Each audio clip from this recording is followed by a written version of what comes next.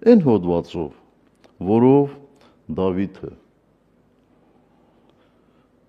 կալանավորվել է, դա քրեական օրենսգրքի 258 հոդվածի 4-րդ մասն է։ Հայերեն ասած, զենքի օգտագործմամբ խուլիգանություն կատարել է։ Ես խնդրել եմ մեր իրավաբանները հանել են։ Ստատիստիկան, հա։ Այո։ 2009 թվականից ի վեր Հայաստանի Հանրապետության դատարաններ է ներկայացվել 312 քրեական գործ։ Այդ հոդվածով 2009-ից, որտեղ կայքը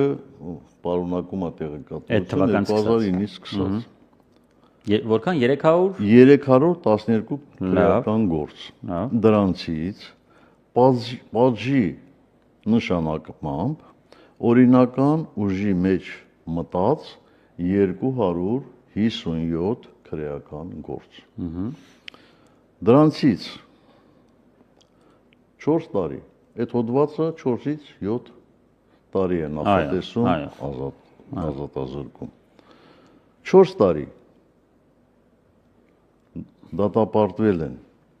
206 անձ 175 գործով։ Դա կազմում է բոլոր 80% դատապարտողների 68%-ը։ 4-ից 5 տարի 61 գործ 71 անձի նկատմամբ։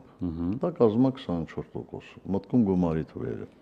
5-ից 6 տարի 92 եղավ արդեն։ 5-ից 6 տարի 10 գործ 11